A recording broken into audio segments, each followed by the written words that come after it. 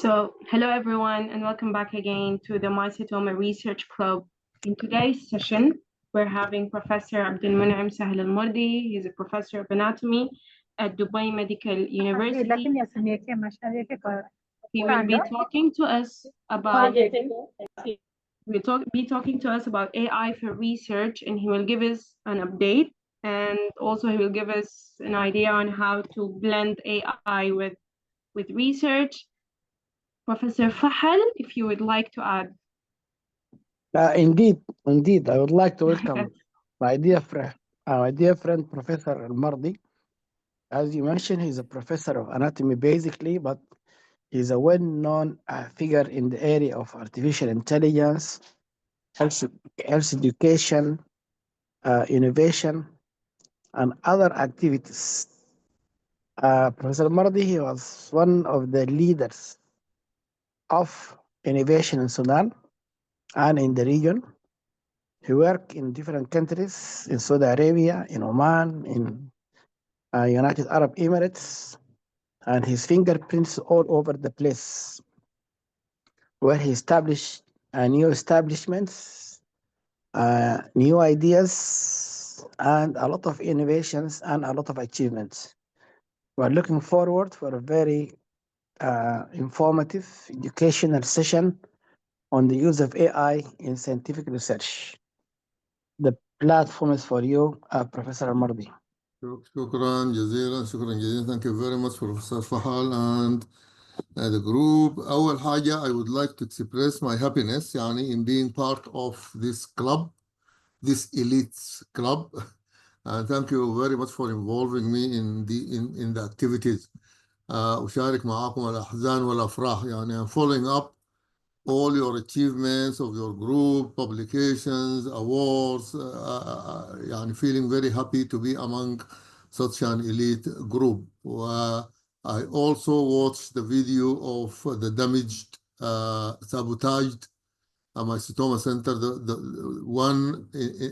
only one in the whole world. فشاركتكم الأحزان أيضا. الموضوع ده موضوع ذو الشجون، موضوع ال AI. What I'm going to talk about is actually a journey, a navigation, call it whatever, but the issue of AI in general and AI for research is a rapidly evolving area. And so my talk will be divided into just a general introduction, followed by some sort of navigation of the tools which are emerging by the minute. You cannot, this is message number one. You cannot actually follow the pace of development of new AI tools. Very fast, every day, very competitive world. So it is going to be a navigation, just a journey, just an exploration journey. And then what are the limitations and challenges in this aspect, this area of AI in general and AI in research? And at the end, some recommendations on how you as researchers can deal with this area. So to start with, one important concept, as Professor Fahar mentioned, one of my areas of interest is what is now identified as with the term digital literacy. I got involved in this early, very early, with e-learning and medical informatics and these areas. Now it's a well-identified concept. This concept is now an essential concept and competency area. And they call it digital literacy. And when we talk about digital literacy in any of the fields in which I am involved or engaged, we divide this digital literacy into areas or domains. There is an area of awareness. So people in general and scientists and researchers need to have awareness. And today's webinar covers this area. People need to be aware about what is going on in the field of this digital literacy. So the first part is awareness, and our talk today will focus on making people aware about what is happening out there. The second part, you need to know about the techniques, and then, of course, in a couple of hours, we cannot cover the techniques used in this area, but this is an area, the second part. So people need to be aware what is out there and how these tools are used, the technique of using them, individual tools and in general. This we are going to touch. So in the field of research, what are the tools which are out there and how can we actually use them for the different steps of research or phases of research. Finally, of course, you need to gain the skills. And of course, in the medical field, the medical education field, you are aware of the Miller's pyramid, which speaks about knows how. So awareness is about, knows. The awareness is about knows, you know what is out there, and then the techniques, the know-how, and then the skills, the actual show-how, demonstrating that you know and actually using them. We might not be able to do this, but maybe in the future in your club, we can add a webinar, which is a sort of a training workshop to actually explore and gain skills of using these AI tools. So this is, as far as digital literacy is concerned, awareness, techniques, and the skills, actually being skillful. So this is digital literacy, and these are the areas of digital literacy in general: searching skills, identity management. And by the way, as researchers, you need to give this some attention. You need to have your own online identity and manage it. You need to subscribe to ResearchGate or Academia or Google Scholar or ORCID. You have an ORCID ID and so on. So this is an area you need to be aware about as far as digital literacy is concerned. And then you need to be aware about the other aspects of digital literacy: critical thinking, internet safety, digital pluralism, and others. So this is with regards to digital literacy as a concept. Now, what about AI tools? In general, AI tools help researchers understand complex papers quickly. So AI tools can be used as a navigation, educational tools. So you can use them for that purpose. And also they can automate tasks. And this is the part which people are more interested in. The actual use for automation, like summarization, citation analysis, translation, doing things fast, and so on. So these tools actually help you understand, but they also help you achieve very quickly and very efficiently. Now, what are the benefits? In short, AI tools offer efficient summarization, as I said, of lengthy papers. So you need to identify which tools out there can help you summarize. And of course, summarization, as you know, you can produce different types of reviews, starting from narrative reviews, going through scoping reviews, literature reviews for research, and of course, systematic reviews. So it's a very efficient summarization tool. There are very efficient summarization tools. By the way, most of the tools now have introduced this translation concept. So you can use these AI tools, including, of course, all the tools you already know about, ChatGPT or otherwise. You can use them for translation. Also, there is an important concept, which is citation. So it will help you in citation index for yourself, and if you want to know about another person. So, or citations with contextual relevance. So AI tools can also help with that. And then contextual understanding of research impact. This is a new concept. You can use AI for understanding of the research impact in a particular context. So these tools help with these aspects. Now, let us then, just as a reminder, you know the steps of research.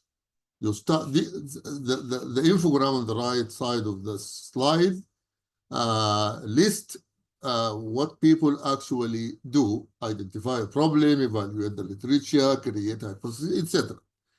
But these are divided into 4 well-identified steps. You start with planning for research, then you conduct the research and collect data, then you analyze the research, then you report your research. Analyze your data, and then you report your research. So for each of the 4 steps of research, there are tools that can be used, AI tools that can be used for the various steps. Now, I will give examples because I told you this is going to be a journey, a navigation. But I intentionally included certain tools so that I draw your attention to certain facts. When you start planning for research, you will have some ideas. And you would like to either generate new ideas or validate an idea that you came up with. The idea you came up with can be as a result of information or as a result of some observation, or you watch a phenomenon developing in your area of work or area of research. So you can use these tools either for idea generation or idea validation. And this is just a list of tools that can be used for idea generation and idea validation. I put this table. You can, of course, I will send you the PowerPoint presentation because this is a summary of the most recent tools that can be used for idea generation and validation. For example, there is something called Miro, and this is used for collaborative brainstorming and ideation. And its key features is it has got digital whiteboards so people can work together. There are ready-made templates, and there is real-time collaboration. So it helps in idea generation. It has got a free component, and of course, it is we call it a freemium application. Freemium application means it will give you a free basic plan with limited features. But if you pay, the paid plan, it starts from $10 per user per month, and you can click and watch the site. I only took this one example to show you that for idea generation and validation, there are already a number of tools which are different in the way they are used. For example, Lucidchart uses visualization. So visualizing actually the idea as you develop it. So you visualize the idea and you visualize the process. This second example will give you an idea that there are different tools and they are used differently. Now, the first 2 they have freemium, and which is free and paid. But Idea Buddy, a powerful one and used by businesses, this is a paid.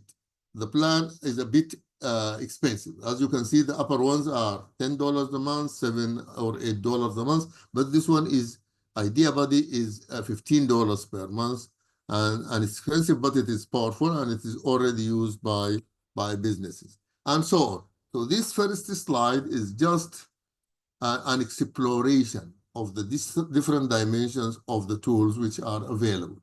How are they used? What are their key features? And how they are made available to users, and a link to their one at the end is called Galaxy. I want you to memorize that. This Galaxy AI Research Idea Generator. Of course, you can use chat bots, I mean GPTs, yani. You can use them for idea generation, but this is a specialized one. And the most important thing about this, it is completely free. So Galaxy AI, just remember this from this slide after you got the idea. The idea is there are tools for idea generation and validation. And these tools are either freemium tools, free and paid, or completely paid, or completely free. The completely free is Galaxy. So the message, this is the first tool you need to memorize, Galaxy AI. You already, خلاص, you selected your idea, your topic. Now, I want you to memorize these three. These are the most widely used and recommended. And by the way, Illicit was free, but it's now freemium. Illicit at the end. It was completely free when we created this chart, this table, I mean. But these three are free. They were, Illicit was free, but you need to memorize this. These are planning tools and more. They are planning tools and more. Consensus, SciSpace, and Illicit. Consensus is an academic research planning and literature review. So it does both. You can use it for planning and for the reviewing of the literature. It has got an AI-powered search engine for research papers. With extensive research coverage. I mean, they paid, they can access papers that you cannot directly access.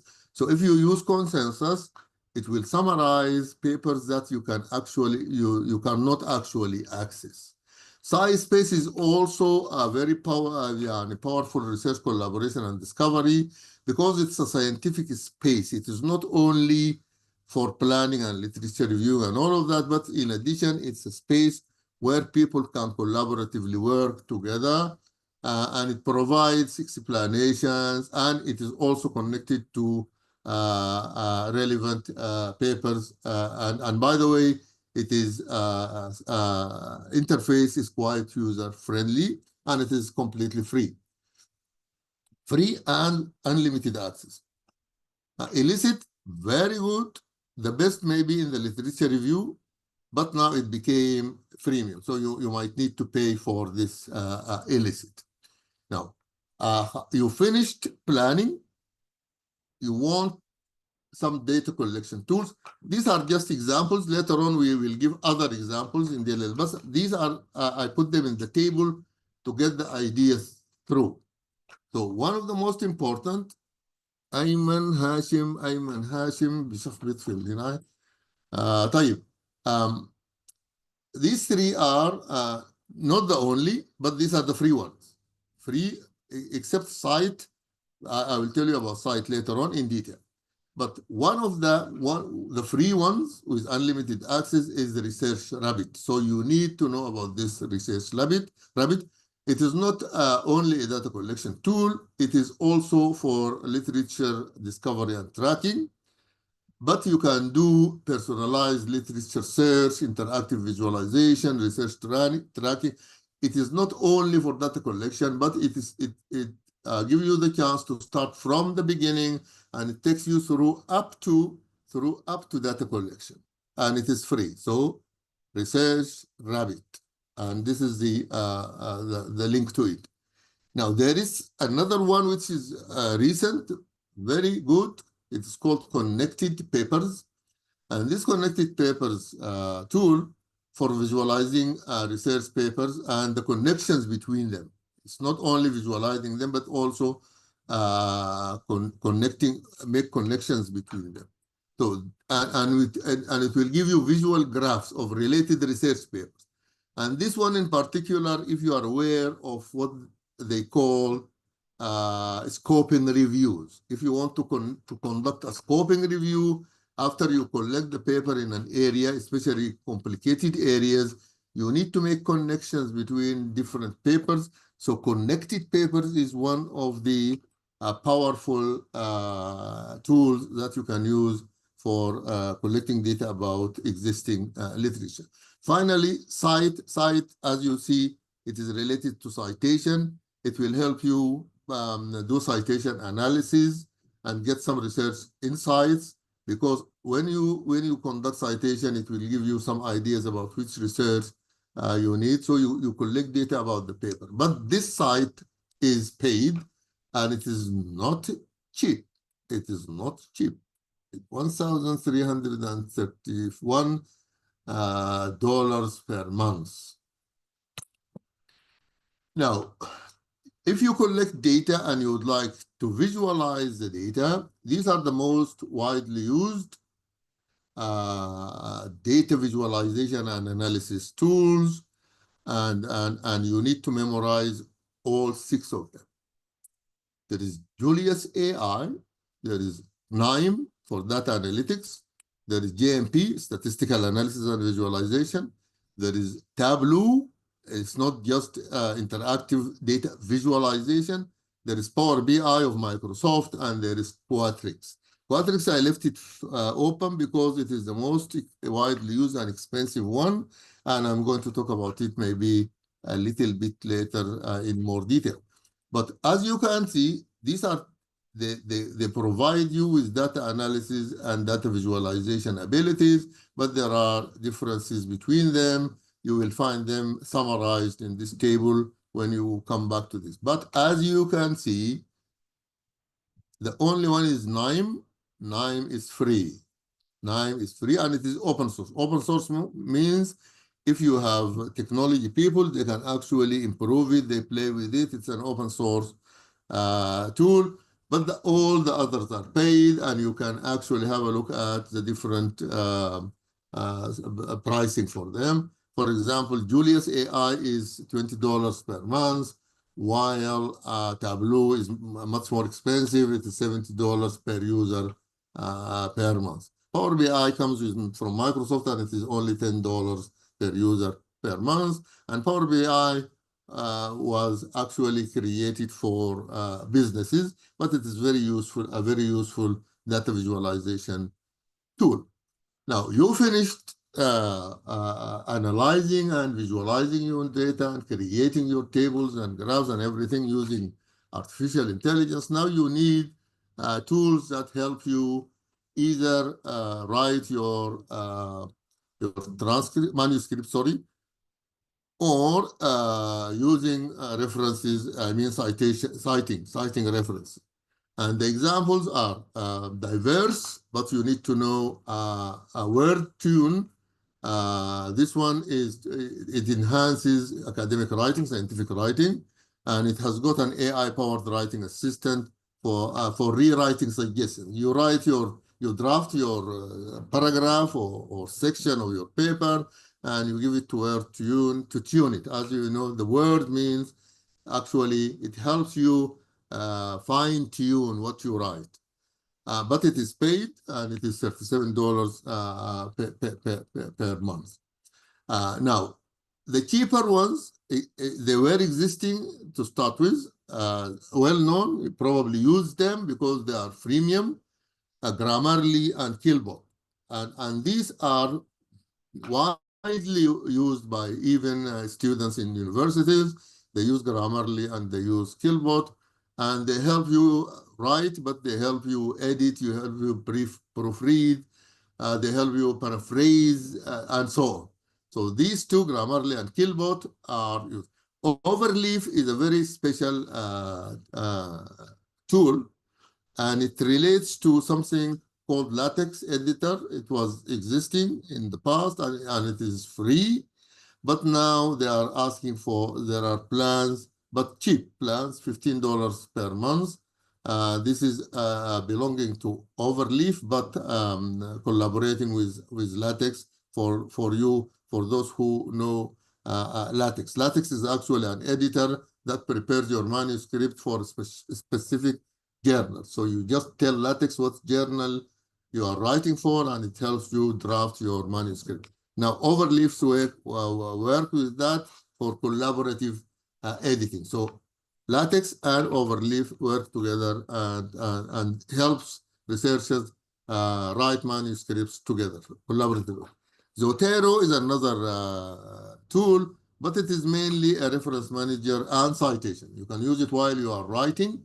You save your citations, your publications, your references in Zotero, But while you are writing your publication or your manuscript, it will help you cite these results. The good thing about Zotero, it's free of charge, and they introduced AI into Zotero itself. So this was a journey, a quick journey of the different steps of research and what is out there. And as you can see, some of them are paid, some of them are freemium, and some of them are completely free. And these are just examples. These are just examples. And there are more. As you can see, there are a lot more. And by the way, any tool, I put it on a slide, it means it was tested, it was trusted, and you can actually try it. The Guinea, Write Me, Write Cream, Paperball, Easy Peasy. All of these are used now by students and by researchers for drafting and writing manuscript. I want to advise you to check some websites because these websites provide you with tools and information about the various tools available for you to actually use in your research. One of them is Scribble, and Killbot. It's a writing tool, but it is more. It's a writing tool, and it's more. And already I spoke to you about Grammarly and LaTeX and Overleaf. Okay, I'm going to take some examples from this, and some of them I didn't even mention in these tables because these are general tools. The most famous, because OpenAI, the company, created this generative AI tool several years back, and it was in the market early, but it is now, there are competitors, very strong competitors, but ChatGPT is still trusted, but it is evolving. So it's a chatbot, it's a ChatGPT, it's a generative AI. By the way, GPT stands for generative, it produces, and it is pre-trained, and it's a transformer. So generative pre-trained transformer, it's a generative pre-trained transformer, this ChatGPT. Now, it was designed to generate human-like text based on the input it receives. And by the way, while you are using it, you are actually continuing to train this ChatGPT. So it will know you. It will know you. It will know your preferences. It will know your interests. So the more you use it, the more it knows you, and the more the chatting becomes highly sophisticated. Now, how do we use it for research? It can be used for all steps of research. And of course, you know, there is a free subscription. There is a paid subscription for individuals, and there is subscription for an institution. So it assists you as a researcher in drafting content. It will also help you brainstorm ideas. You can give it complex queries, and it's going to provide you with answers. And so very good for the beginning part of the research, the planning part of the research. You can brainstorm, you can chat, and I called it idea generation and idea validation. Very good for idea generation and idea validation. It can help you also design, it can help you summarize, it can help you translate, but it is very good for starting your research. Now, Elicit, I already mentioned it, it was free, but now it is paid. It's a research assistant. It will automate part of the research process, including the literature review, and it is very good. Elicit is always mentioned when people talk about reviewing the literature.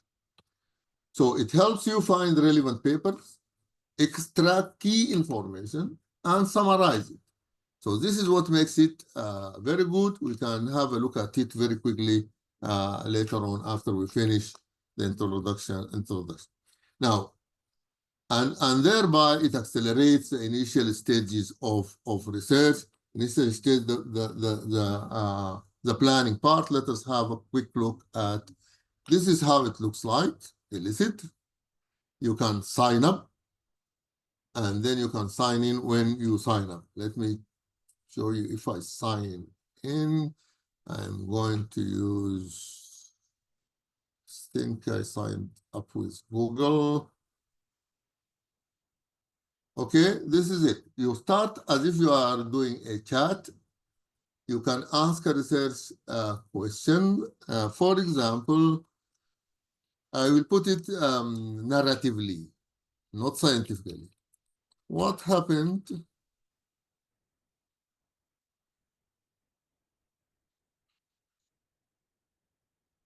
to TAMS? TAMS is short for Technology Adoption Models after COVID.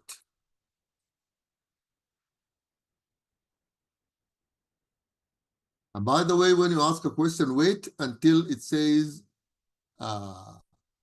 more precise questions work better. Try adding elements like this.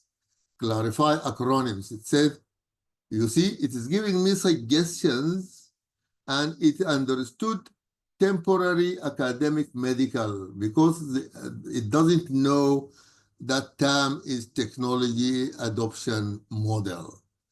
It specifies outcomes. How did, so already before I completed my questions, it gave me suggestions about how to improve the question itself. How to improve the question itself. Again, I'm now using the quiz search because I am not paying. But if you can upgrade from this tab and then you can go to Pro, which is more expensive, used for systematic reviews. But let me just improve this and proceed. I will write this completely technology adoption models. So I'm asking what happens to technology, what happened to technology adoption models after COVID? It says more precise questions were better. Try adding specificity. Then, how did the COVID-19 pandemic impact technology adoption models in small and medium-sized enterprises across different industries? Or a theoretical framework. So it identifies certain technology adoption models and improved my question, or comparative approach. How do technology adoption patterns differ between pandemic and post-pandemic organizational context? Let me go for this and change a few words. Instead of medium-sized enterprise, I will say medical education institutions. And then I'm going to remove this.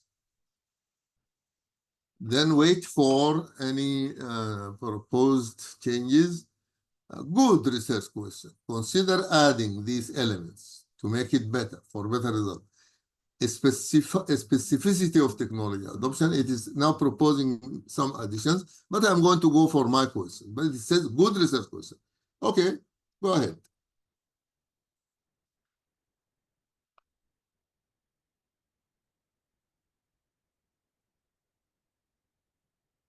Just waiting for it to finish doing what it. Okay, now I'm waiting for something called the summary of the top 4 papers there. And now it gave me a summary of the top 4 papers up there with references and everything. And then down there actually are the actual papers, actual references, the citation index of them, 30 citations published in 2021, and then an abstract summary. So these are the papers that it identified there. It gave me a report about them, and it gave me a summary. And the summary says, the COVID-19 pandemic significantly disrupted medical education worldwide, prompting a rapid shift to flexible learning models like medical school, particularly in high-income countries, etc. So it gave me a summary. I can actually copy this and put it in a word file. This is just one simple example of how we can use elicit at the beginning of the planning stage. Let me go back to my presentation.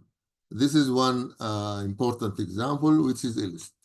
The second one, which is not free, it's called Iris AI, and it's a research assistant. Also, you can also use it to find relevant scientific papers, and also, like elicit, can help you summarize and identify connection between different studies. So this is a domain that is offered by Iris, and then of course it uses machine learning to map out the research landscape. So it is also very good for scoping reviews, and then it will aid you discover new research opportunities. It will map them, and then it will tell you where the gaps are in this particular area. And this is Iris. Now, Cite is different from them because it helps you through studying the citation. So Cite is a platform that analyzes citation context, and it will show you how a research paper has been cited by others. By the way, citation indices will only tell you the citation index, but Cite will give you how a research paper has been cited by others. So this is also very good for scoping reviews because you would like to identify papers written in a particular field and then how they were used, how they were cited by other researchers. Now, and so it will help you understand the impact and relevance of the work you are contemplating. For example, the example I used it in elicit, the technology adoption models and what happened to them after COVID-19. So it will help me understand the impact of the papers done by others. It's not only identifying the papers. So citation will help you understand the impact. And so it provides insight into whether a paper supports or contradicts previous findings. So after you write your findings, then you can use Cite to understand the impact of the relevant researches. And then when you come to the discussion and you want to compare your findings with the findings of others, it is not only what they found, the impact of what they found, and how it was cited by others. So and so it helps you, it will facilitate a deeper understanding of the research landscape. Now, very useful for scoping reviews. So now I mentioned Cite and Iris as important tools for scoping reviews. Now, this is Cite. I'm not going. I will click on it, but I'm not going to go into detail. But I'm just clicking to show you how does it look like, this Cite. Let me close some of these so that I'll close elicit.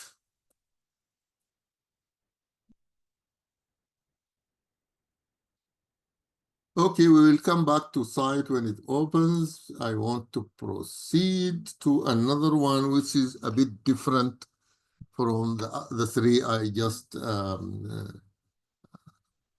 highlighted. Benchling. Benchling is a cloud-based platform, and it is for life sciences, including health science. Now, it offers a number of tools. So Benchling is a platform. It is not just a tool. So it offers tools that help you design and manage experiments. It will help you analyze data, and it is also a collaborative because it's a platform. So people can work together using Benchling. Now, it also streamlines the research process by providing a unified platform for data management plus collaboration.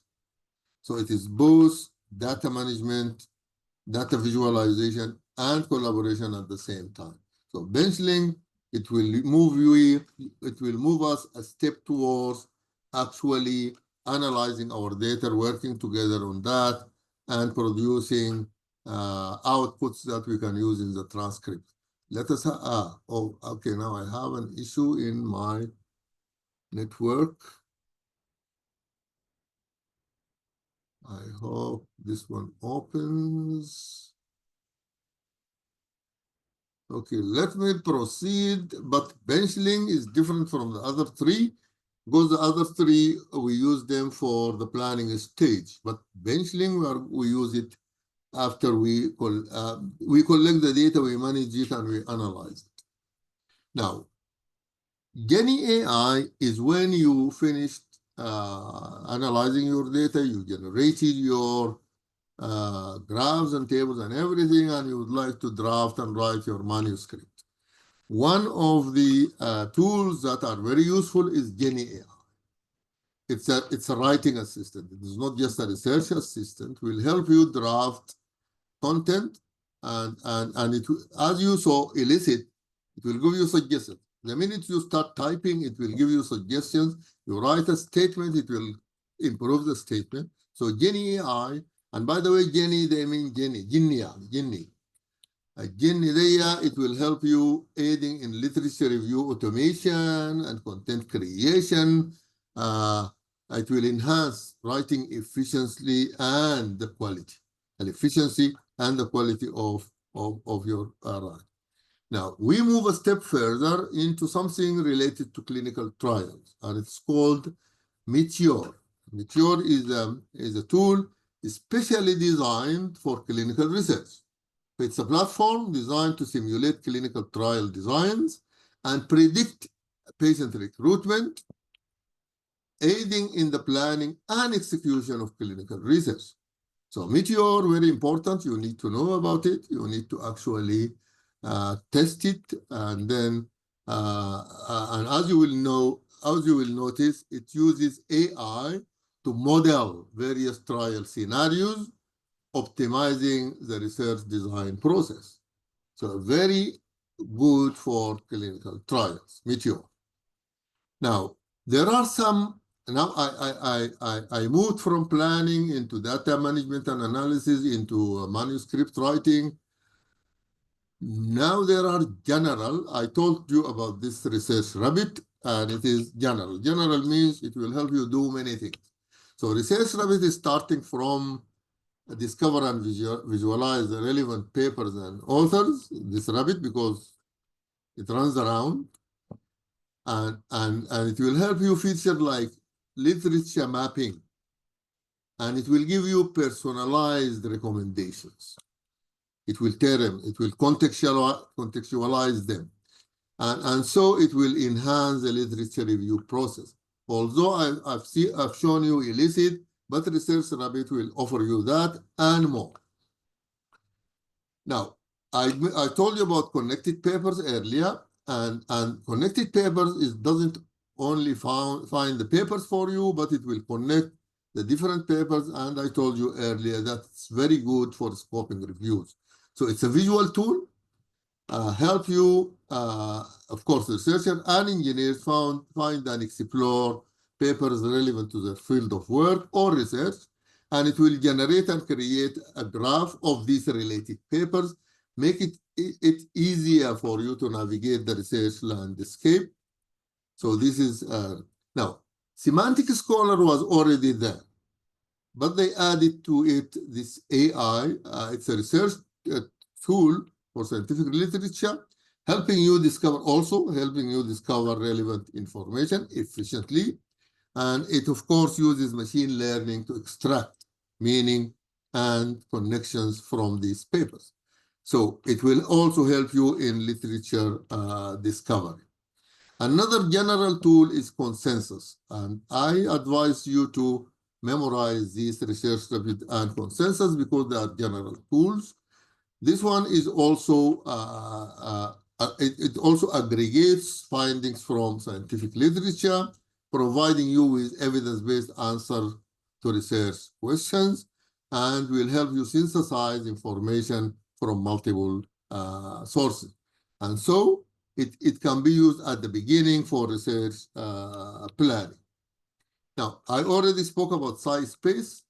Very important because it is both research collaboration and help you write and publish research. So SciSpace is one of the tools. It aims to make research more accessible and efficient, integrating various aspects of the research process into a single platform. So these are the general platform. Now, let me move into some examples of very special tools. There is a concept I need to explain. There is something called web scraping. As if you are scraping the web, the websites, you scrape the websites. So there are some web scrapers, and one of them is Scrappy. So Scrappy is a web scraper. What does it mean? It means it can collect data from the internet. And of course, researchers in businesses particularly, they use them a lot. But now you can also use them for health research. You can collect data from the internet and use it for research. So it's a data collection tool, and it collects data from the internet. I forgot to mention that Meteor has the ability to actually collect data from text. So if you have hospital records, you don't need to go inside and you just use this Meteor, and it will collect the data based on your research question from your hospital records or from your laboratory records or wherever. So Meteor is specialized in clinical trials, but it has got the ability to collect data from text files in your institution. But Scrappy will do it from the internet. It's open source. Open source means it is free, but you can actually change it. If you have technical people who know how to use Python, so you can actually change it and use it to extract data from websites. This is Scrappy. It is widely used for web scraping tasks, and it facilitates data collection for research purposes. The other one is called Beautiful Soup, and this Beautiful Soup is actually a Python library. And by the way, Python is the language used for the writing of AI tools. So people who actually write tools, they can make use of this Beautiful Soup because it's a Python library for parsing HTML and XML documents. You provide them with websites and they parse them. Very useful, also Beautiful Soup, very useful for web scraping purposes to extract data from web pages, simplifying the process of extraction or data collection from complex web structures. And it is from Crami.com, and this is Beautiful Soup. I hope my internet is now working. Unfortunately not. But anyhow, after I send you this presentation, you can click on these links and they will take you to the internet to explore. You probably heard about Grok. Grok started as a GPT, similar to ChatGPT, similar to DeepSeek, and it was competing with them. And by the way, it's a product of X, which is the اسمه شنو هو تويتر اشتراه ايلون ماسك، وايلون ماسك عنده ولد اسمه اكس، فغير اسمه من تويتر لاكس حسب ولده يعني. And it created this Grok. Grok was a chat, which was a GPT, was a generative pre-trained transformer, but it evolved into something else. Now, it assists in extracting and structuring data from various sources. So as if it added to this generative AI tool a web scraping ability. So Grok is more than a GPT. It can also be used as a web scraper. And so it facilitates efficient data collection, leveraging machine learning to automate data extraction processes. And this is the link to Grok. Now, just a list. I want you to share with you just a list of not data collection tools. Of course, there are data collection forms which are now automated and introducing into them some AI tools. So we have Google Form, of course, you know it, Microsoft Form, Form, and SurveyMonkey. The first one that introduced AI is SurveyMonkey. Microsoft combined it with Microsoft Form combined it with Copilot for automation purposes. Google also automated their Google Form by combining it with their own Gemini. Gemini is the tool, the AI tool of Google. So all these integrated AI into them, so you can also use them for data collection. And then, of course, the web scrapers I already talked to you about. Now, other examples, other important examples you need to check is this one is called Chat Labs. And this Chat Lab is multifunction. It's multifunction. Multifunction, what do I mean by multifunction? It is not one tool. This is something totally different. It's a lab. It contains more than 30 AI models into the Chat Lab. So it includes multifunctional platform with 30 plus AI model, and it summarizes entire research papers, and it breaks down the technical terms for easier understanding, and it's very ideal for comprehensive research summaries. So it is good for writing, not literature review, but writing reviews. Writing of review. I told you before about Research Rabbit. It's a visualization tool. Cite, just a repetition, sorry for that. Now, Perplexity is an additional tool. I mentioned it in one of the tables. It's also used for summarization, but it supports multimedia. So Perplexity is a bit different. It's a summarization tool, but it supports media. It can go into videos, audio files, and also some. So it summarizes both academic papers and video content. So you need to know about this Perplexity. It is very ideal for multimedia research projects or for video-based like CAT scans, the videos created by radiography. Of course, illicit, you already know about it. I described it, consensus, sorry for this repetition.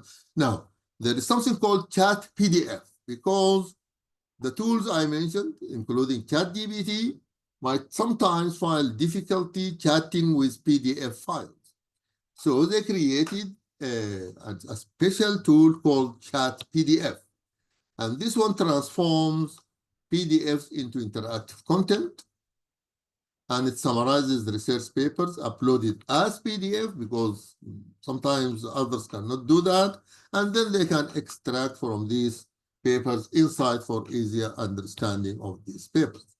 Now, to finalize, after this navigation tour on AI tools which are currently available, let us speak one slide about the limitations of these tools.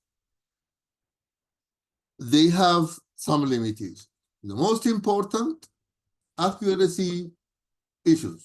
I mean, if you give them complex papers, they might produce something which is not quite accurate. So we need to be aware. Now, there are potential bias. A bias is going to be created from training data. And let me explain. What do we mean by training data? Maybe those who did not use ChatGPT, they don't know how do we train ChatGPT to carry out particular tasks.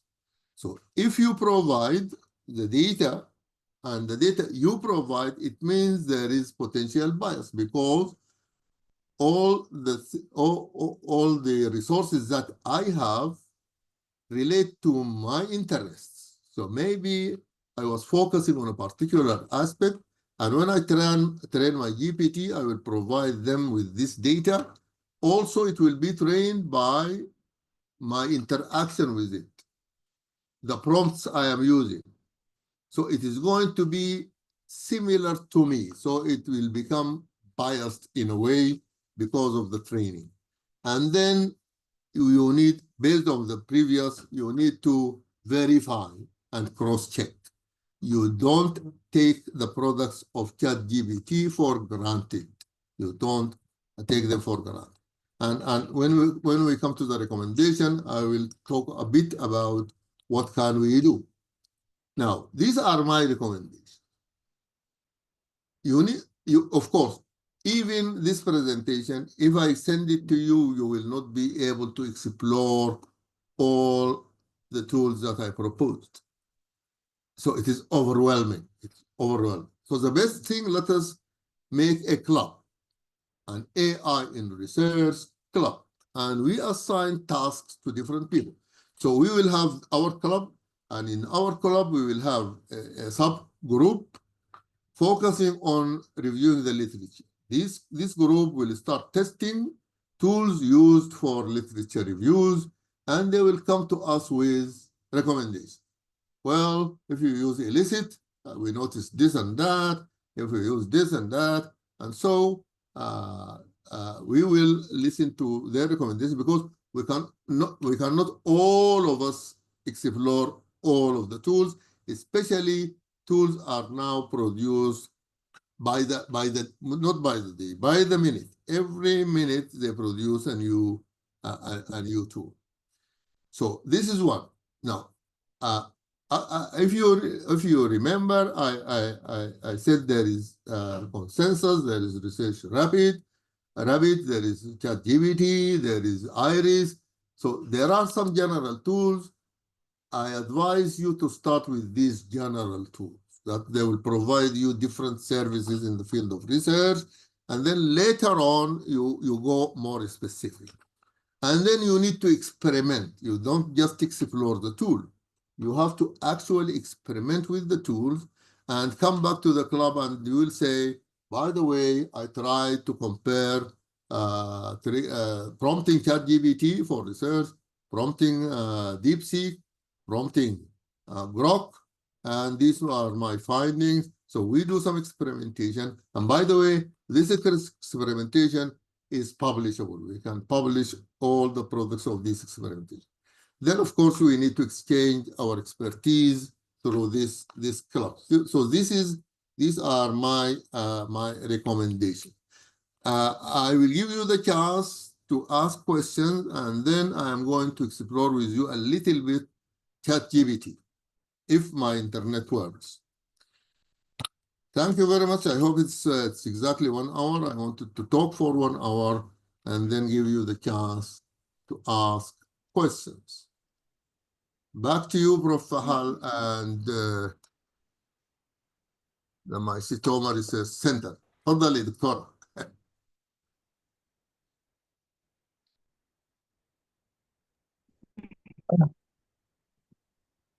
Professor Elmardi, actually, you gave a very fascinating اللي talk. عوض الله رفع يده يا دكتورة.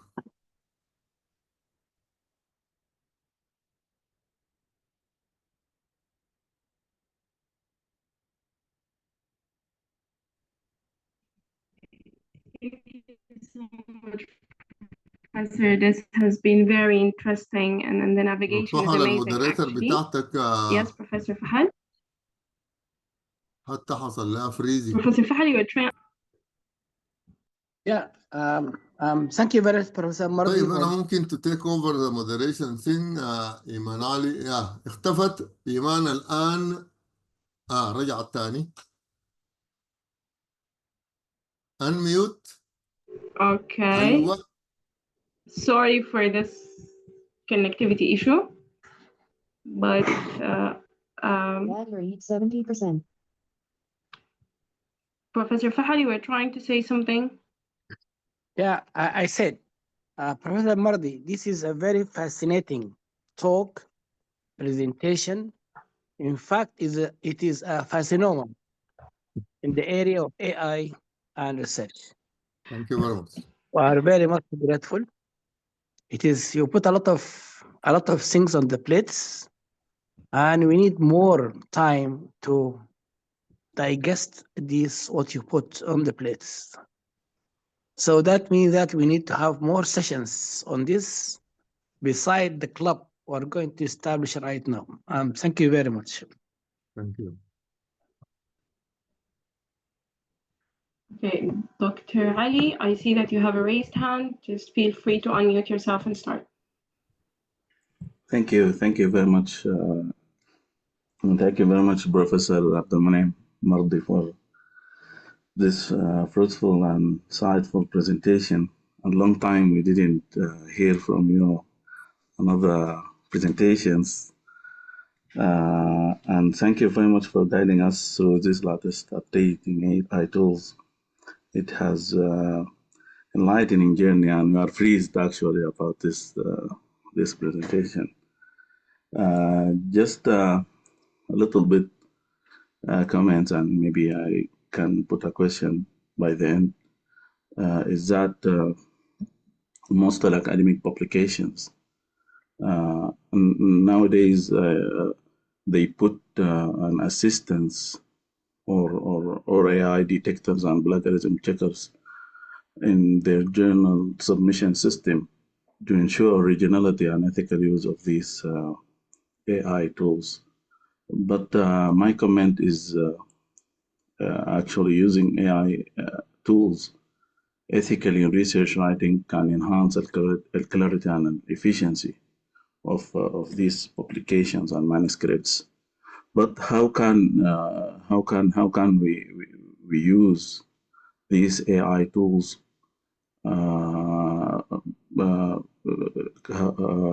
these AI tools in the writing manuscripts and avoiding the ethical consideration from the journals that put their AI detectors and plagiarism checkers in their submission system.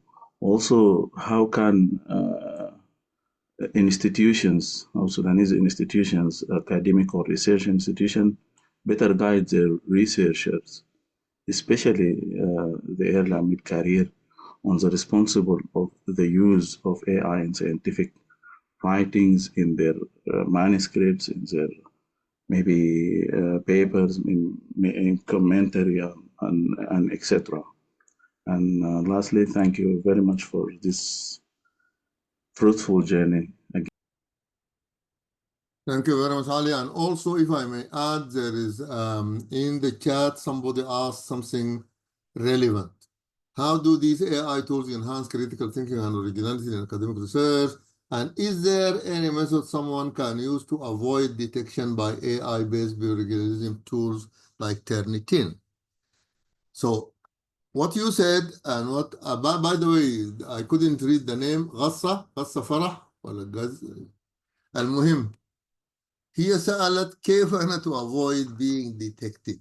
وأنت بتتكلم عن how can we encourage خليني أستعمل encourage our researchers and academics and students to use AI ethically.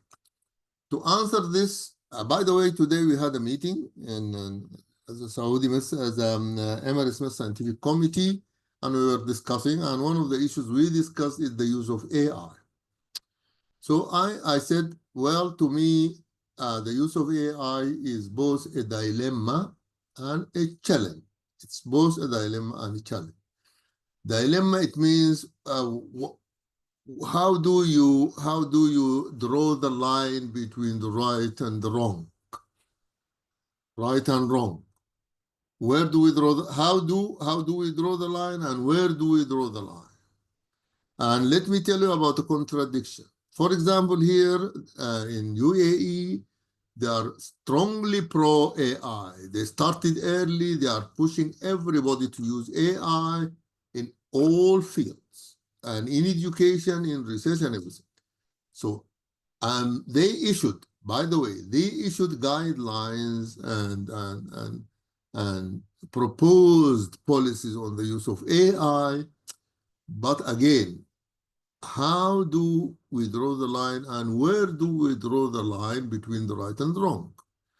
For example, we are encouraging, not we are just encouraging, we subscribe in our university We subscribe to the OpenAI platforms, especially something called ChatGPT Education, and we integrated ChatGPT into our environment. So both our students and teachers can use ChatGPT.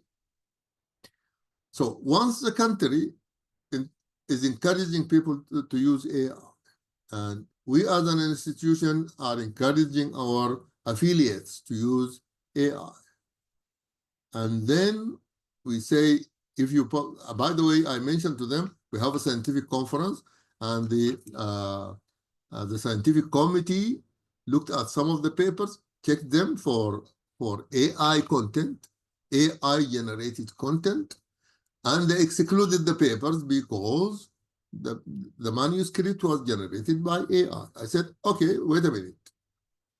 There is a difference between plagiarism, which you use other people's products without their consent and without actually referring to it and mentioning them and acknowledging them.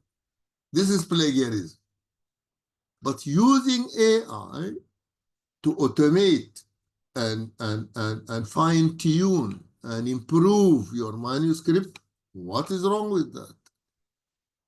I mean, if you put my paper into an AI content detector and it detects that I used AI, what is wrong with that? It is wrong when I completely use AI to forge, يعني plagiarize, cheat, and it's possible. But to improve manuscript, so we need to identify where do we draw the line and how do we draw the lines, and then how do we make them into policies. And by the way, many journals started writing. Some of them say, well, it's okay to use AI, but you need to acknowledge how you used it and to what extent. And so you need to tell us all about how you use this AI. We don't prevent you from using it, but so we need the culture, we need the system to actually identify what is right and what is wrong, and then make it into something written, a policy or whatever, or guidelines or whatever, and then disseminate them before we start policing what people do. So the answer to your question, there is a lot of effort that need to put into place before we can actually, in one of the presentation, I ended the slide by saying the ethics of using AI into education and research is a continuing debate. It's a debate that's not going to end. It's never going to end. But we need to think about it, we need to discuss it, and we need to clearly define when we say ethical use, what do we mean by that, and very clearly identify what we can label as unethical and what is allowed in research. Okay, sorry I طولت في الموضوع لأنه موضوع مهم جدا. Not far away from this, and I'm always, while writing manuscripts, I always get afraid of using an AI writing assistant, because it's maybe that I don't know how about the ethical considerations regarding this. So you've said that you were evaluating the papers for a conference, and then you said that the AI generated content is okay to use, if I got your point correctly, but not the plagiarism, is that you take other people's work without acknowledging them. Yeah, we need to differentiate. We need Yes. to differentiate. And by the way, in the past, people were officially, ethically using paraphrasing tools, which are now still also used, currently used. Now, paraphrasing, it means I wrote it in this way. I would like to check whether technology can help you rephrase it and so on. This is one way of using it. And then paraphrasing, other people use it to hide plagiarism because they took some other person's content and they wanted to include it as if it is their own, and they use it. They use the paraphrasing tools to actually cheat. So this is different. The same paraphrasing tools can be used ethically by some people and unethically by others. So we need to be very careful. There is plagiarism and there are plagiarism checkers. By the way, people use plagiarism checkers to check their manuscript, and then they paraphrase it to hide their plagiarism. So it depends. First of all, we need to define very clearly what do we mean by plagiarism, paraphrasing, and then AI automation and generation and summarization and quality improvement and so on. Okay, because a couple of weeks ago, I was writing a manuscript and then I tried to use Jenny. Okay. And what I found, yes, while writing, and then it completes the sentence, or it gives you the suggestion to complete the sentence. So I just got afraid of this and I stopped writing using this Jenny, and because I was afraid of the ethical considerations, as I've said earlier. What do you mean? It depends on where are you going to publish the manuscript. If they say you cannot use AI, then that's it. But if they don't mind using it for drafting, for improving, for fine-tuning, for summarization, because you saw the tools. Yes. Yeah, when you want to write the literature review, do you think we are going to go back and read the papers one by one and highlight them with the yellow pen and then come and combine? No, we're no longer going to do that. We want an automated summarization tool because it's a literature review. What is wrong with that? Okay. But when it comes to writing my results, to writing my discussion, I write it and then I have it tested, improved, fine-tuned by a tool, an AI tool. Okay. I got your point. Thank you so much, Professor Abdelmoniem. Dr. Ali. Dr. Ali, I saw that you had a raised hand. Yes, thank you very much, Professor Abdelmoniem, for this, for the feedback. Let me, can a time be AI can be an authorship in the manuscript, and time can this be? Also, I saw some journals allow using AI tools, but you have to acknowledge, I think, you have to acknowledge the AI tool used and the method used in the section of acknowledgement. But I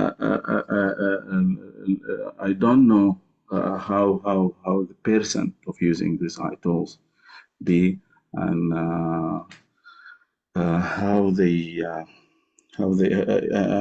if we can write the AI tool used, and the area used for the AI tool can be acknowledged also in this the acknowledgement section of the some Actually, journals. I don't think the acknowledgement section is the right place for it in the methodology section, because people usually in the methodology, they write the methods used for data collection and data analysis. They don't write anything about how they did other things. So you can actually, for the planning stage, you can actually write that we used whatever tool to actually generate this data collection tool. Okay. We used this tool to actually summarize our literature review. And we use that particular tool for checking our manuscript. And we use that particular tool for data analysis and visualization, because traditionally we write that we used SPSS. Yes. We did this and that, and we generated tables and graphs and so on. We write this. Now we can use, we used Benchling to analyze and visualize data and create graphs and everything. So I think in the methodology section, you can now include all the tools you used for in your research. Okay. Let me add something. Sorry for this elongation. Can we write after the methodology that maybe all content was maybe like sentence like all content was reviewed and verified by the authors or something like that? Is it better? Yes, at the end of it's part of the methodology. Yeah. Usually we don't write how we drafted the manuscript, but I think you need to write a section on how you drafted the manuscript.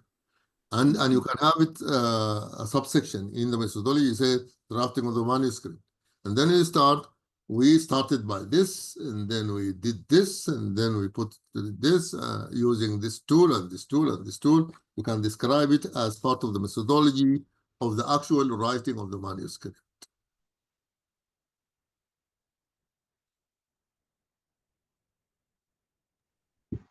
Okay, I see Saada Nouri. You have a raised hand. Yes. السلام عليكم. اهلا وعليكم السلام. كيف؟ اهلا يا سعاده، ازيك؟ يديك العافيه. الله دائما يعافيك. يا بروف في حاجه كده انا بفكر فيها، زي يعني هسه انت لما اتكلمت عن المشاكل انه في accuracy والبايز وكده برضه كنت ملحوظه. Excuse me, please in English because you have. Saada, and would you please just, because we have non-Arabic speakers attending with us. Okay. When you talk about the challenges or the problem like accuracy, like bias كده, I was waiting about is there any sort of challenge to AI tools like virus hacker who are doing viruses in computer, in internet machines. So, يعني somebody retrained AI machine with a wrong data, with a negative data to confuse AI. Is there any sort of problem like this? Of course, because where do you draw the line? Because you need to keep it open so that it gets trained, and at the same time you need to safeguard it against intrusions. What you're talking about is intrusions. Is it completely trained by me, or some intrusions take place and then they can actually affect? This is why, if you remember in the limitation slide I put, at the end I put it, any products need to be checked by human.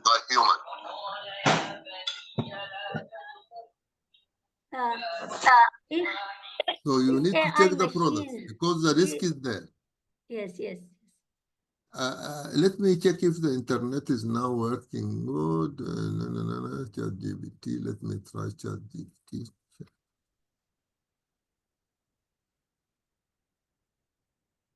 Yes, okay. Let me share just a minute.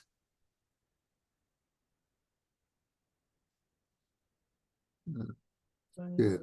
Okay. Share. Can you see my screen now? Yes. So this is ChatGPT. It's an institutional version, and institutional versions will allow you create GPTs.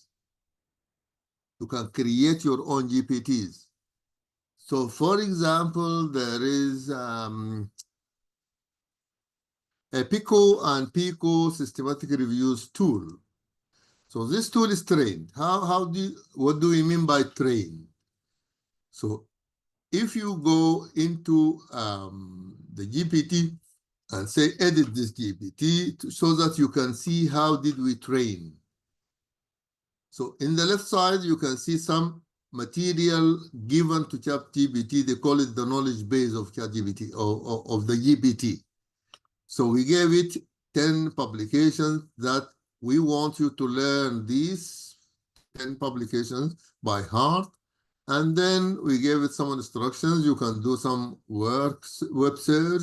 You can also use Canvas, and you can use DALI. We gave it some, and we gave it very specific instructions there. Ask the user to supply information about Pico, whatever, then screen the publications. So this is called pre-training. Pre-training. So during this pre-training, you provide GPT. They say it is safe. Nobody can actually add anything to your configuration part of the GPT. This is one aspect I wanted you to have a look at. Also, you give it some pre-generated prompts. So instead of, so you see, ask the user to supply information about, ask the user to supply information about, and so on. So I can just click on this. It's already prompt. So you see, to proceed, I need to gather information from you about the structure of your systematic review. Could you please provide the following information? I trained it to ask this question. Which structure are you using? Provide specific details, filling based on your chosen framework. So you are going to answer these questions, then it will produce, will continue to help you with. So during this pre-training, if some intrusions can log in. Now, for example, we are working in an institution. And it is not only me, I have access, it is protected, but the managers of GPT in our institutions, they can even access my GPTs. So through their access, some intruders can actually affect the GPT. This is one point I wanted to share with you, but I wanted to show you how do we do idea validation. For example, of course, I need to go out of this because this is a very special GPT. I will just go to general GPT like that.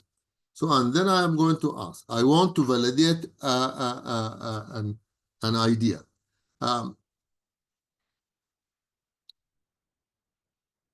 I will tell GPT that you are an expert in the field of research, of Mycetoma research, of Mycetoma.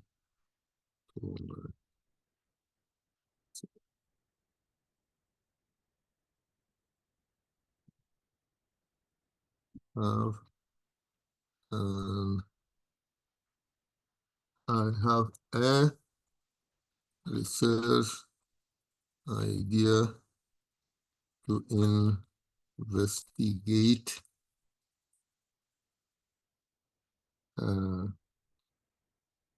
the difference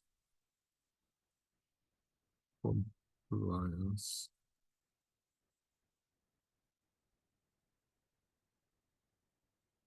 business is.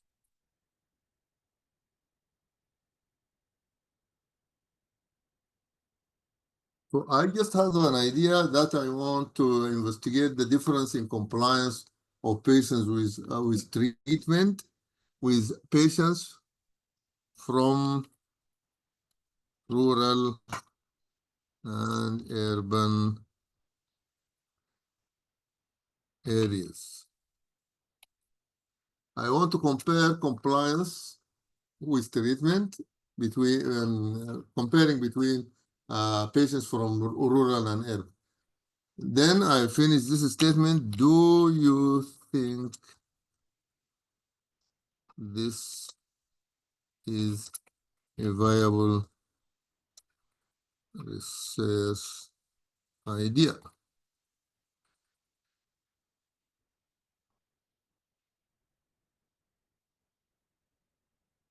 Yes, your research idea is very viable and quite important. Mycetoma being a chronic progressive infection that primarily affects people in low-resource settings often shows significant differences in patients' outcome based on geographic, socioeconomic, and health system factors.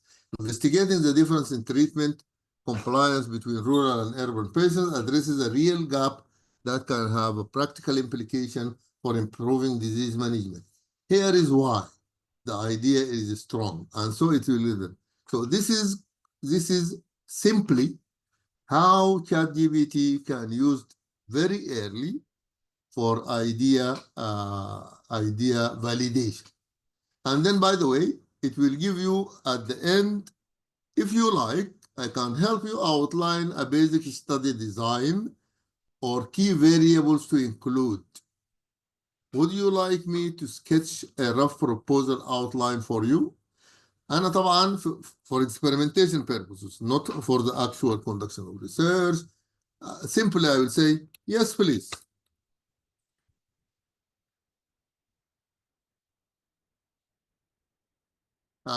Great. Here is a rough proposal outline for your study on the difference in treatment compliance between rural and urban areas. Title, Geographic Disparities in Treatment Compliance Among Mycetoma Patients, a comparative study and rural and urban populations, background and rationale, and so on.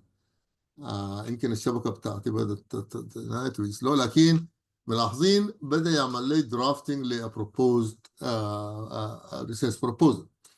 Now, what is next? The advice, don't trust it completely. You need to revise it word by word.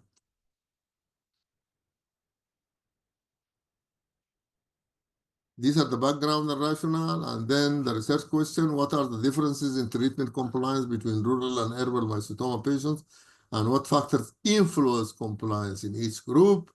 The primary objective, blah, blah, blah, secondary objective, etc. So I will leave it to continue and give you the chance to ask other questions, and I will come back to this to show you the result. Okay. More questions? Pause. Thank you. There, Thank you, Professor. okay, Prof, there was a question in the chat from Ayman. He was asking about the best tool or way to test research at the planning step that is available and reliable. What do you mean?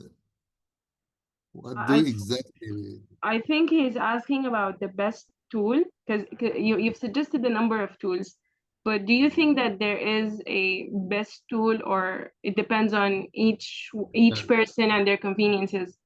This is why I said we need to have a club and we need to experiment and exchange. Okay. I give you some ideas about what is best for what. But test research, what do you mean test research at planning step? I was just demonstrating to you how you can use ChatGPT for idea validation. This is to start with. Okay. And by the way, let me try and open Grok and DeepSeek because site is still not working. Grok.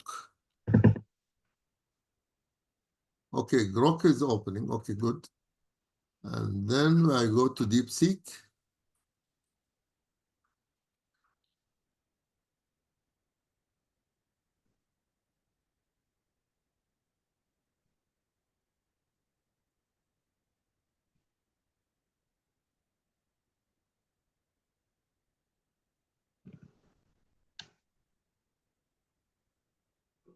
Still not opening. Okay, let us see what ChatGPT did. It went straight into data collection, the methodology, the sample, even the sample size is proposed. And then the data collection structures questionnaire, and these are the variables, and these are the qualitative but valuable, and then the compliance definition, data analysis, the quantitative and the qualitative, ethical considerations, expected outcome. I will copy this and put it in a file and continue the chat because it will ask you, what would you like this turned into a brief concept note or full research proposal template? Maybe you want to first start by sending a concept note or a concept paper for initial approval before you go and produce a full-blown abstract. So you can say, yes, please do a brief concept note. Or you can say, no, or without saying, you know, I'll say, can you proceed? And then I paste and draft a full research proposal.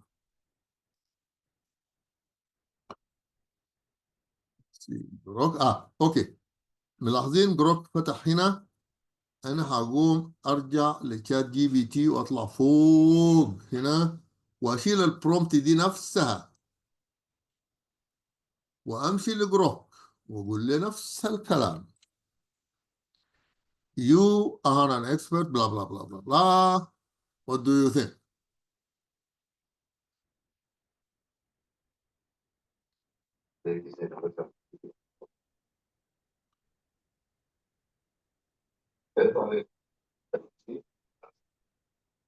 Now, let me go to DeepSeek. DeepSeek is not opening, unfortunately.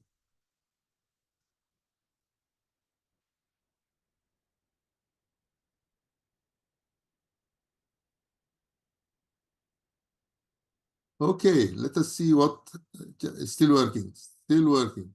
But just have a glance. Now the research proposal is starting from the title and introduction, the problem statement, the research question, the objectives, the methodology, in detail, exclusion criteria, sample size, sampling method, data collection method, compliance definition, data management and analysis, qualitative analysis, the timeline, the budget estimate, expected outcomes, etc.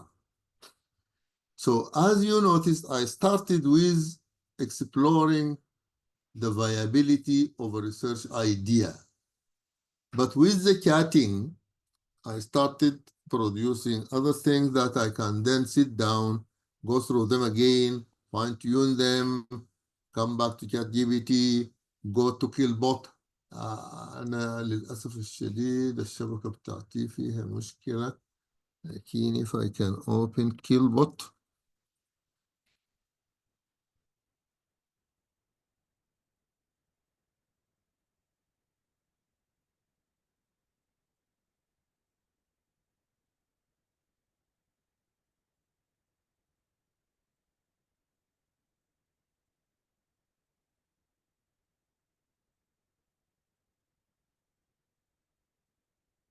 To opening, unfortunately. Let us see is Grok responding. But I think, as I remember in the my recommendation slide, I said experiment. You need to experiment like what I'm doing now and then see what happens. Okay, more questions, please. Prof, I have just a couple of days ago while scrolling through social media, I found I don't know, I think he's an expert in AI and these things. He was saying that if you use please and can you while chatting with ChatGPT, it gives you better results. Yes, true. I tried it also. I tried being blunt.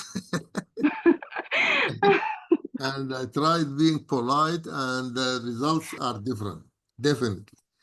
Yeah, I tried it also. Said... and I get a different result, actually. Yes, I get a more detailed result. Yes, when you say, yes, please, if you don't mind, can you do this? So etiquette works, huh? Yeah. Etiquette works. So if anyone has a question, you can either drop it in the chat or raise a hand.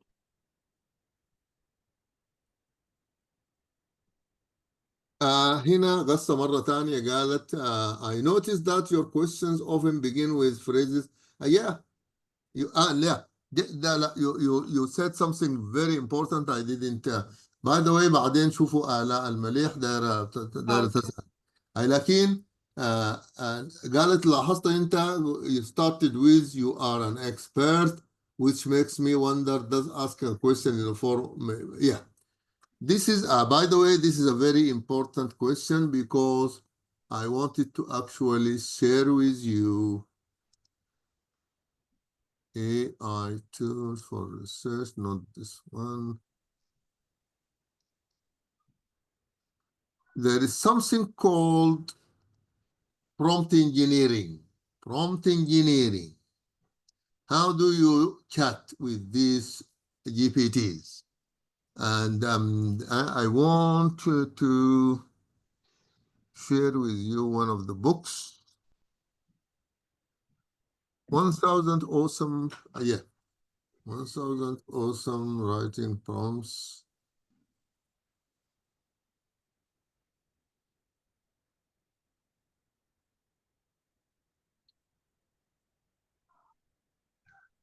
Okay, just example. I have the, as you can see, I have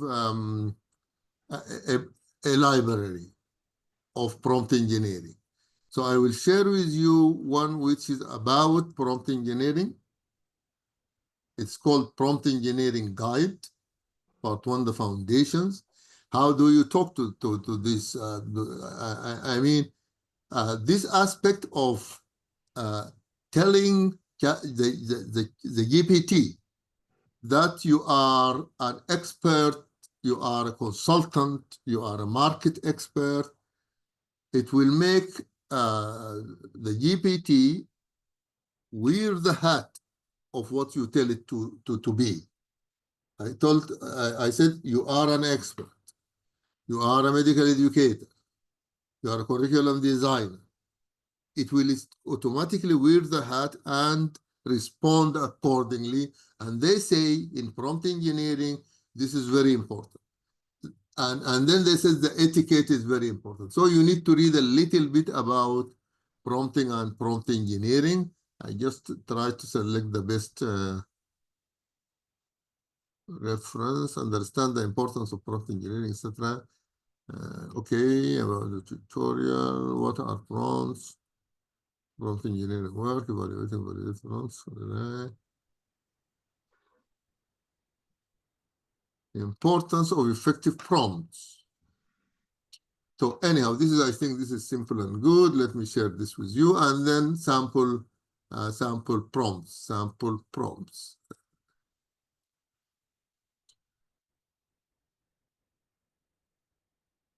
Okay, this and this.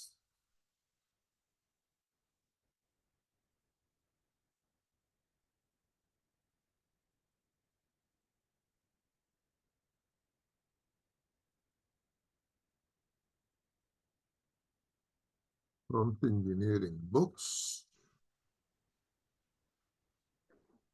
50 awesome. And prompt engineering tutorial open. So I shared with you in the chat two resources. One is sample prompts, and one is prompt engineering tutorial. It talks about all these aspects. How do you start and how do you keep the etiquette and other things. So you can benefit from these two resources. Okay, thank you so much, Professor, for this. Alan Melih, I saw that you had the raised hand.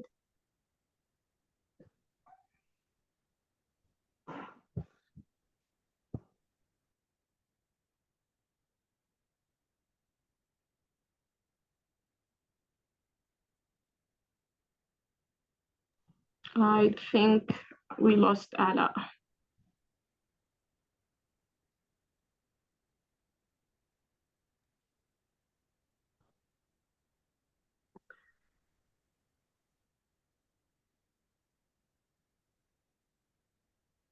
I think now we're approaching 2 hours of this session. Yes.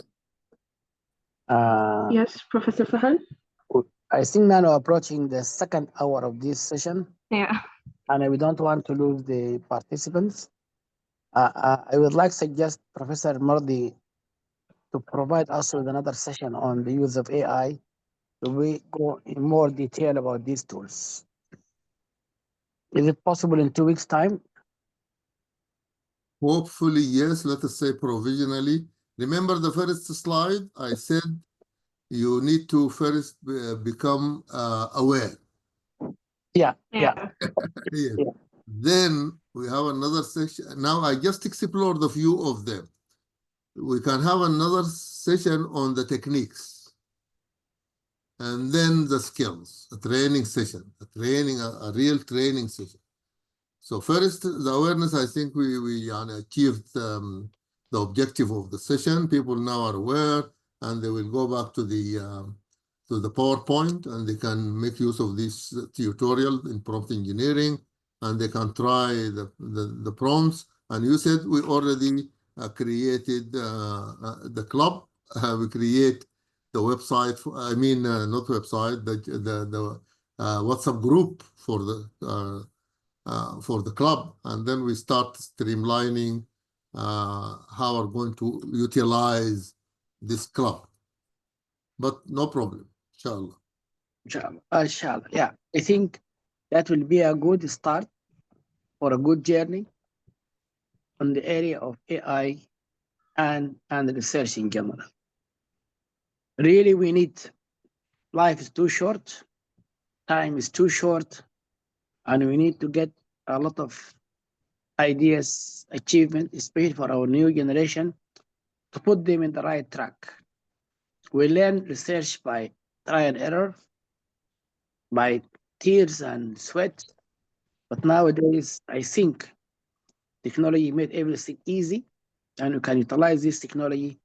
And our job it is to improve the quality of the training of our young colleagues and students. Thank you very much, Professor Elmardi, for this nice, elegant presentation. Looking for the next session. And then immediately we're going to start our club, AI club in research. Thank you very much.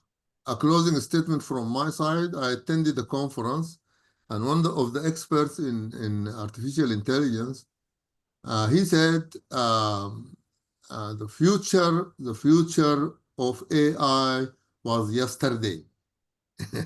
The future, but he said, don't jump into it. Don't jump into it very quickly, but don't be late. You need to strike a balance, because he said we don't want to overwhelm practitioners in hospitals. We don't want to overwhelm students and teachers in universities. We don't want to overwhelm researchers. Overwhelming them might have a negative effect. So we أوغلوا فيها برفق. كيف? Don't be late, but don't rush into it. Thank you. I think this is a very nice closing remark. Thank you very much. Thank you all. Okay, bye-bye. Thank you. Bye-bye.